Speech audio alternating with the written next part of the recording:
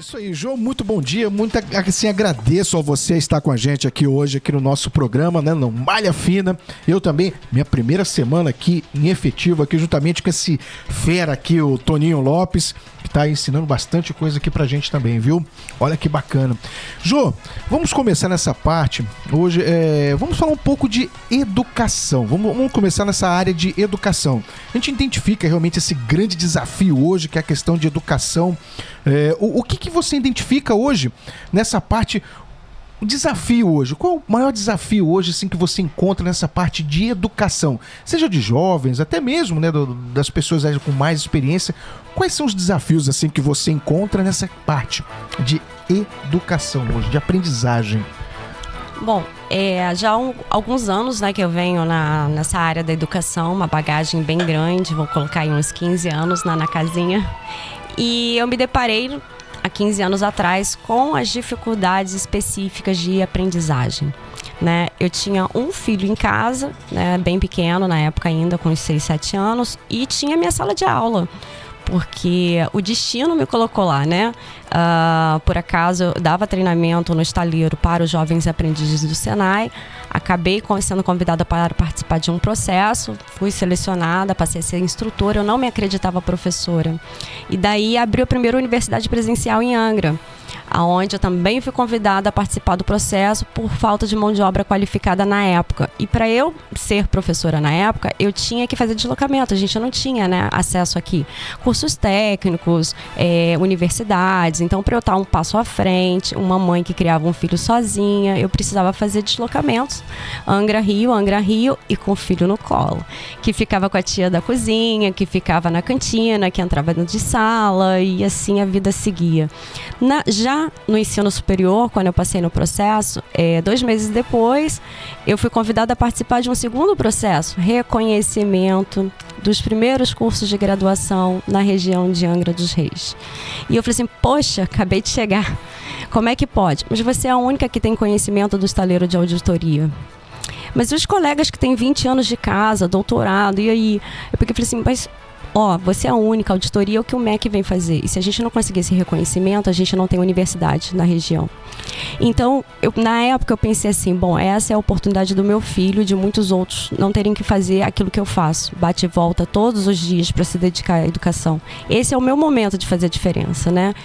Então, eu topei participar do processo com outros inúmeros colegas, acabei passando e aí eu fui trabalhar de 8 até virar de domingo a domingo para aprender a linguagem da educação, porque é diferente da linguagem da indústria. A ferramenta da auditoria é a mesma, porém a linguagem modifica para cada tipo de indústria, né?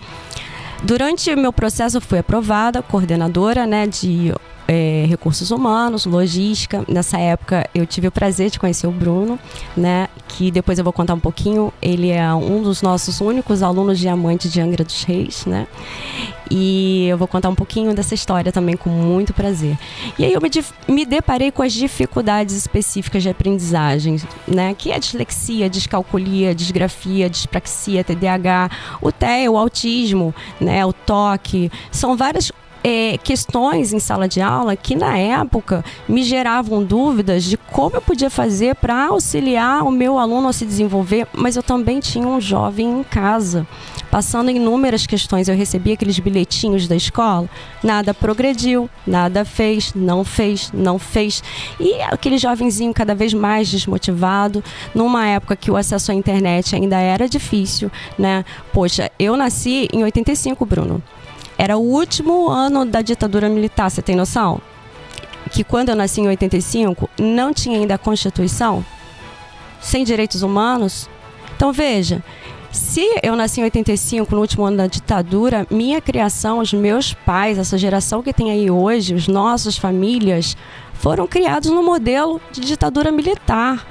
Então a minha criação foi nesse modelo também, né? A gente vem progredindo muito rápido, porém as informações elas são muito rápidas hoje, sendo que em 2003, quando meu filho nasceu, a nossa internet ainda era discada.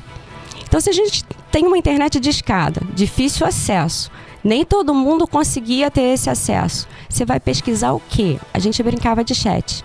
Por E como é que eu ia escrever lá, né? Meus filhos têm pernas inquietas, não para quieto na cadeira, se as informações não eram em português. As informações estavam fora do Brasil, chama-se DSM, que é o Diagnóstico Internacional de Doenças, e em inglês. Né? Então essas informações chegaram para nós por volta de 2014 traduzido. Então a gente tem informações sobre tudo isso que eu te falei nos últimos 10 anos. Né? Então, quando a gente fala que é mimimi, na minha época não existia isso, com certeza não existia. Porque a gente tem aí um documentário chamado Holocausto Brasileiro, que está disponível na Netflix. Ele conta a história de todas as pessoas que não se enquadravam na sociedade naquela época, né? Que é exatamente essas décadas de 80, 90 que a gente está falando, né? Manicômio só deixou de existir na década de 90. E aí o que acontecia com os autistas, com a galera que tinha dor de cabeça, enxaqueca que não se explicava, com a mãe solteira? Você não tem marido, cria filho sozinha? É problemático. Tudo que era problemático na época se colocava dentro de um trem, né, e se enviava para um manicômio. Era um diagnóstico único, né? Não tinha aquela informação, né, de você, olha, vamos aqui diagnosticar essa parte, que é um tratamento diferente dos outros. Não, eles encaixavam tudo aquilo ali no mesmo local. Olha que desafio, hein? Sim, agora, Jô, muito grande. Vou te chamar de Jô também. Fica à vontade.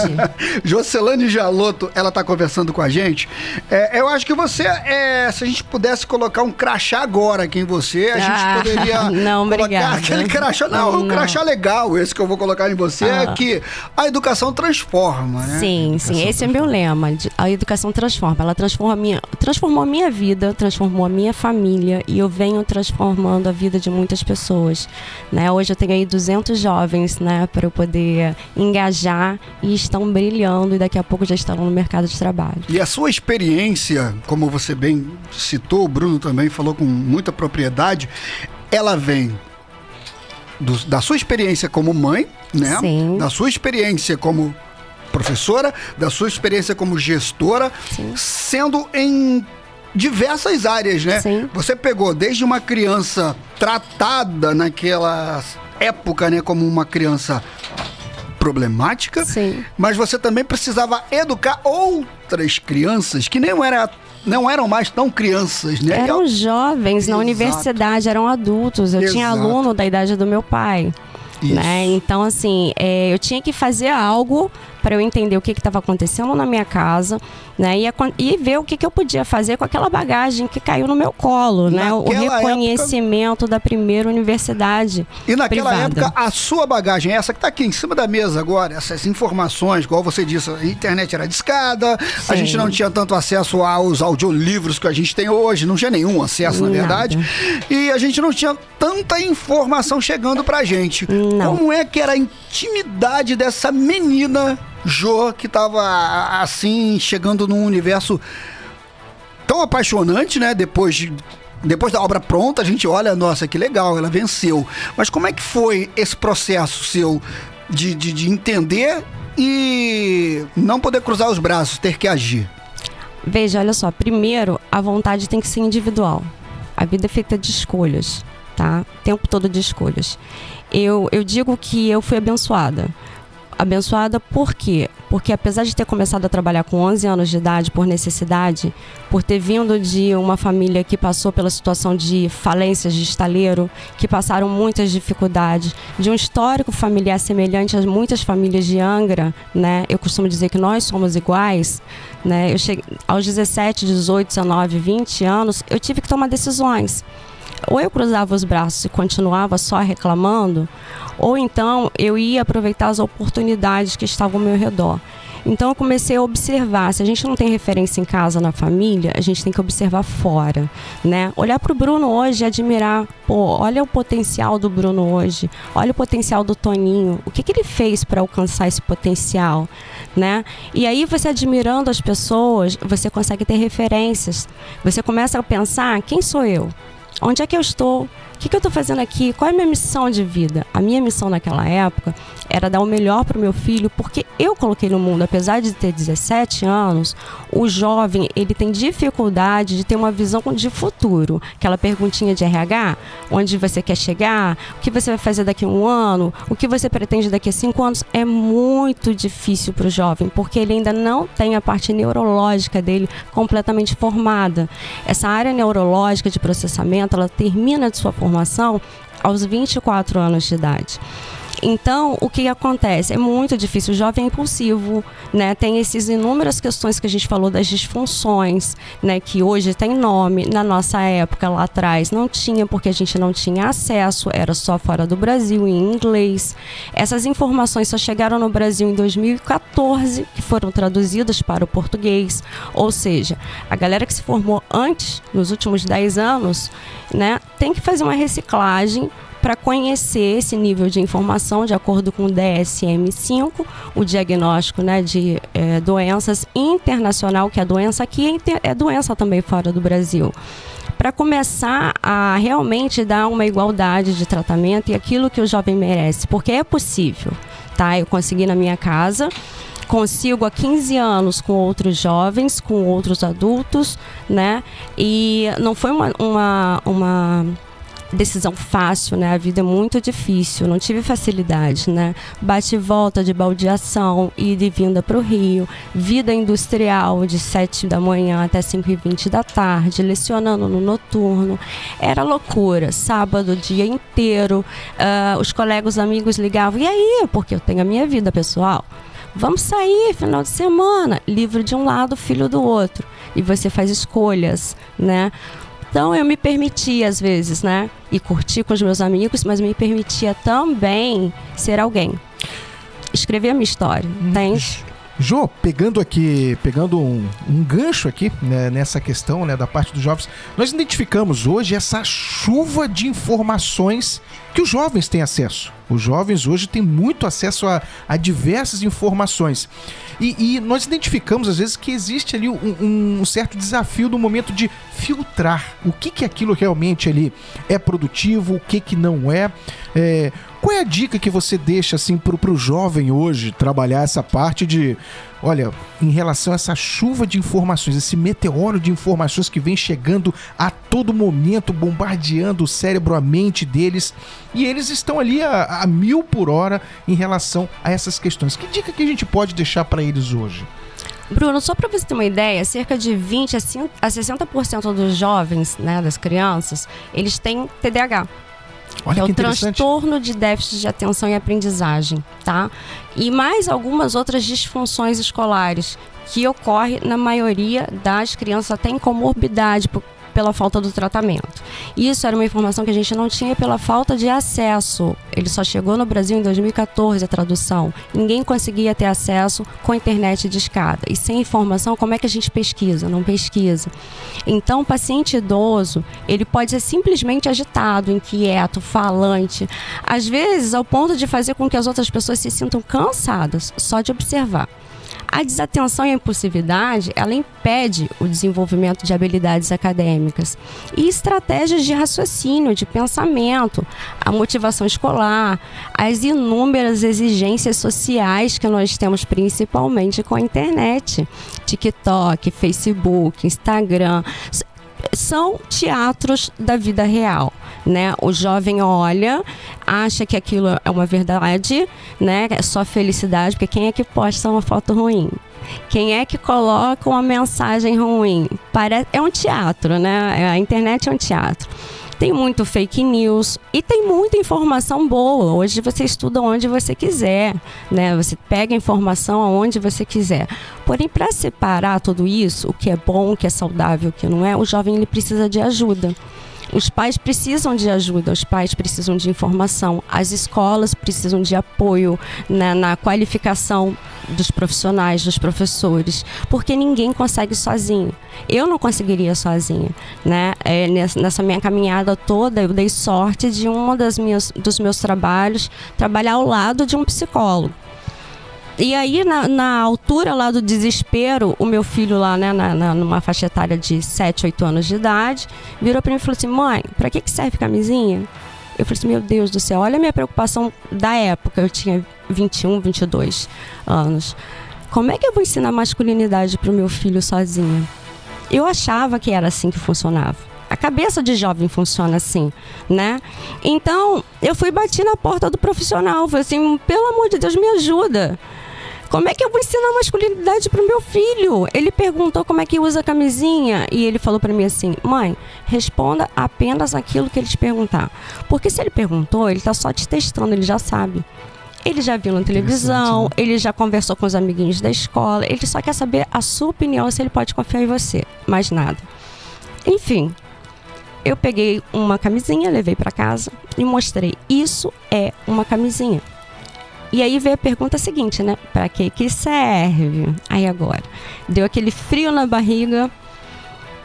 E aí eu respondi: meu filho, a camisinha serve para proteger o seu órgão íntimo, né? Por quê? De doenças. A internet era discada, entrei na internet e mostrei várias fotografias de doenças na área genital. Ah, tá. Então eu tenho que proteger? Tem. Aí ele falou assim: e como faz? Ué, abre. Ele abriu. E agora? Ué, agora você protege. Ele vestiu, mas tá sobrando muito, mãe, porque ele era muito pequenininho, né? Eu falei assim: é claro que tá sobrando, porque você ainda não tá na hora de cuidar da sua parte íntima dessa maneira. Por enquanto é só lavar, muito bem lavadinho. Quando couber tudinho direitinho, na hora certa, é porque vai estar na hora certa de você cuidar. Ah, tá. Daí eu passei meses com ele. Mãe, traz mais uma camisinha para ver se serve. Mãe, traz mais uma camisinha para ver se serve. Então, as crianças com déficit de atenção predominante, né, que tende a desistir diante de várias situações que exigem desempenho contínuo para completar diversas tarefas do dia a dia, rotina em casa, rotina da escola, né? Então, essas crianças, elas precisam de suporte e suas famílias também. O manejo do TDAH, por exemplo, ele tem que ser feito em conjunto com a família, porque ninguém consegue sozinho. Veja, eu não consegui a primeira orientação sozinha. E se não fosse a minha dúvida de jovem, de como ensinar para o meu filho masculinidade, eu nunca tinha conhecido a psicologia, né? Então ali eu comecei a me apaixonar pela psicologia, porém ela estava muito distante do meu alcance, muito caro no Rio de Janeiro. Eu não tinha como estar levando integral, presencial, não tinha como trabalhar, fazer uma universidade presencial na época, né? Então, eu fui guardando esse sonho do lado, fui fazendo aquilo que dava dentro do meu alcance, que eu pudesse levar meu filho. Então, eu estudei por curiosidade. Olha, Jô, que bacana esse relato, depoimento, essa história, né? Esse depoimento, não é, cara? Inclusive, você comentando isso daí, eu também, na sala de aula, eu tenho esse grande desafio, que eu busco trazer muito para os alunos, que é essa questão do desafio. Hoje, por exemplo, você pega a boa parte dos jovens, quando se deparam com o desafio, eles acabam ali acabando de... eu vou desistir. Se entrega, né? Se entrega. Se entrega no primeiro obstáculo, né? Que encontram, eles acabam ali, não, eu não vou. Então, a gente, por exemplo, tem uma parte ali que é na questão da... quando precisa apresentar um trabalho lá na frente. Nossa, quando ele precisa se levantar para fazer aquela comunidade, eles falam: professor, se tivesse um buraco aqui no chão, eu colocaria a minha cabeça. Exatamente. E eu falo, mas aí é que está, essa questão de você se desafiar. Então essa parte hoje de você trabalhar essa questão, e é muito fácil, né, Jô, de você julgar, é muito fácil de você chegar e, a culpa é minha e eu coloco em quem eu quiser. E aí o que acaba acontecendo? Você não dá aquele suporte adequado e realmente a atenção devida àquela situação, àquele momento. Poxa, que bacana. Acabam rotulando, né, os jovens crianças. Tudo é preguiça, tudo é má vontade, tudo é birra, tudo é pirraça, mas hoje nós temos nome para tudo. que estava escondidinho fora do Brasil em inglês e nós só não tínhamos acesso. Então eu costumo dizer para os jovens de hoje que eles têm a oportunidade que nós não tivemos de ter acesso, mas eles precisam ter acesso com sabedoria, né? As famílias precisam de suporte, de apoio, ninguém consegue sozinho, né? E nós temos esse suporte de informações nos últimos 10 anos, né? A galera profissional, ela tem que ter consciência de voltar para a sala de aula e buscar uma requalificação para a gente poder dar qualidade na saúde, na educação, né? Em todas as áreas correlacionadas. Nós precisamos funcionar em conjunto. Jô, como é que você está vendo na atualidade as políticas, principalmente as públicas, né, para esses tipos de transtornos? Como é que você enxerga? Você acha que o modelo utilizado hoje em dia é um modelo legal de tratar principalmente esses problemas, que não são problemas, né? Vamos lá. Não necessariamente eu vou falar de políticas públicas, tá? Por favor. Eu até leciono, tá? Políticas públicas na UF, mas hoje não é o momento. Não é a hora, né? Não. A gente está em época de né, políticas, então... Mexe, realmente. Eu, como a minha área é educação e psicologia, eu não cito para não interferir realmente na opinião do outro, né? Eu sei que eu tenho uma responsabilidade muito grande. Verdade. Então, eu não... Nesse momento, não. Eu posso dizer o seguinte, que a história do comportamento, ele pode revelar baixa tolerância a frustrações, por exemplo. Discordâncias, temperamento teimoso, agressividade, habilidades sociais, deficientes, né, relacionados com seus pares, com as pessoas que estão à volta, com os amiguinhos, com distúrbios do sono, com a ansiedade, que as pessoas não sabem o que é, tá? A disforia, a depressão, que tem vários quadros diferentes, as pessoas não imaginam, né? O temperamento indeciso. Então eu acredito que sim, a gente vem melhorando numa forma geral em relação a políticas públicas, mas temos muito que melhorar ainda e principalmente as pessoas precisam buscar mais informação para saber o que exigir, né? Para poder compreender qual aquele planejamento, aquele plano de ação daquela determinada pessoa vai ser eficiente para determinada região. Então, assim, a gente já vem melhorando, sim, né? Eu não tenho do que me queixar atualmente em relação ao que está sendo feito, mas ainda falta muito para a gente poder chegar lá. E eu acho que, em primeiro lugar, é a requalificação de quem estudou até antes de 2014. Né? E em segundo lugar, o suporte aos professores para que eles tenham, né, essa base de informação sobre como a gente fazia na prática, né? Existem muitos cursos, muitos livros, a intervenção psicopedagógica nas dificuldades de aprendizagem escolar. Então essa intervenção na mão do professor vai fazer a diferença na vida de gerações, na vida de famílias, porque um jovem, um aluno bem instruído, ele vai levar essa informação para casa e daí a gente vai trabalhar toda a cultura de uma geração dentro de casa. A gente pode estourar a bolha, sabe? A gente pode estourar a bolha assim como eu estourei a minha em casa. E o Bruno estourou a dele em 2015, que se eu puder eu vou contar essa história. Olha, que bacana, que bacana. Não, olha, Jô, e você contando isso aí já vem passando todo aquela história, né? Aqueles momentos lá, né, de sala de aula, aquele desafio que foi. Você vê, você trazendo isso, Jô, eu lembrei aqui uma questão. Não há nada mais desigual do que tratar a todos de forma igual. Então você vê como é que é interessante isso. Então, cada aluno, cada profissional, ele desenvolve de uma forma. E não adianta, às vezes, você querer tratar todos da mesma forma. E isso acaba acontecendo numa situação que você não consegue ali extrair o melhor desempenho, extrair a melhor performance daquela pessoa ou profissional. E vem acontecendo muito isso, às vezes, pela...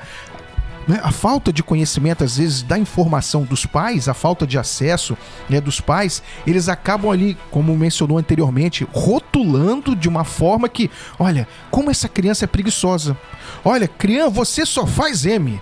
Olha, mas então... veja, Bruno, só um minuto. Não é culpa dessas pessoas, tá? Perfeito. Porque eles vêm lá da ditadura. aquela geração. E veja, por mais que não exista ditadura desde lá de 85, a gente ainda vem vivenciando essa cultura. Foi a cultura dos meus pais, cultural, dos né? seus pais. Eu ainda, provavelmente, eu tenho traços ainda, porque eu fui criada dessa maneira, né? Eu faço melhor com o meu filho, mas o meu filho ainda vai levar alguma coisa. Então isso é uma mudança a muito longo prazo. Perfeito, perfeito. Jô, a gente tem tanta coisa pra conversar, mas o nosso tempo é tão reduzido. Eu queria você aqui outras vezes, algumas milhares de vezes, porque a gente não conseguiu nem entrar naquela parte que fala da sua experiência com a gestão dos jovens lá no estaleiro, como é que você via a mudança, né, do perfil, né, do próprio trabalhador. E dá pra ver muito pouco tempo, tá? Eu tô vivenciando uma história mágica atualmente, de meses, e que a diferença é transformadora. É muito rápido. Exatamente. A mudança comportamental. Ó, o pessoal lá do Angra Tem te mandou uma saudação, falou que você é a rainha do network. Outra história de sucesso. Com graças certeza. A Deus. Vendo o seu sorriso, a gente tem certeza que você venceu. Amém. Isso aí.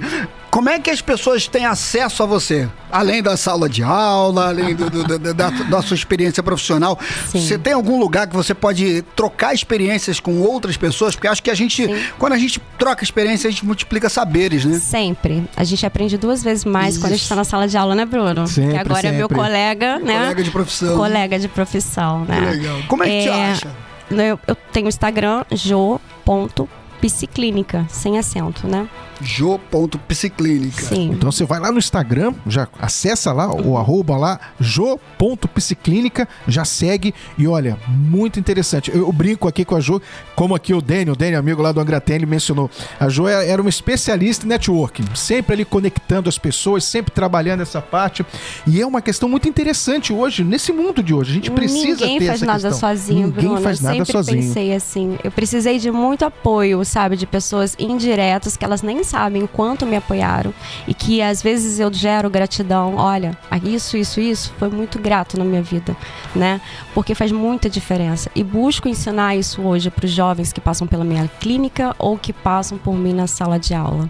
Que legal. Olha, e a Jo, isso em outra oportunidade, nós vamos contar um projeto que a Jo apoiou, nos apoiou assim, de uma forma integral, no nosso projeto que se tornou um projeto a nível nacional, brasileiro. Olha que interessante. Fica para os próximos capítulos. Fica, ela vai voltar aqui mais vezes. Jo, que você siga inspirando aí mais gente. Quando precisar, quando quiser bater um papo, a gente vem, eu tenho o maior prazer. A gente quer, toda hora, né? Eu acho que esse apoio, né, psicológico é muito importante em todas as áreas, tá? Não é só nas áreas de trabalho, na família, o tempo todo. A gente precisa, sim, desse apoio e de uma pessoa com formação, né? O que é melhor, né? Sim, com certeza. Porque coach tem um monte aí de coach, né? Mas não, são muitos livros, você tá vendo aqui, né? O professor tem que carregar livro, não tem jeito, não. Muito estudo, dedicação, é ciência, é base, né? Baseado em fatos, então pode confiar. Exatamente, o que tá escrito aí tá eternizado. Muito obrigado. Nada, eu que agradeço pela oportunidade. Mais uma vez, Bruno, diamante ainda. Volto pra contar essa história do diamante, do projeto que virou Brasil. Tá certo. O intervalo vai ser rápido e a gente já volta com o nosso Malha Fina.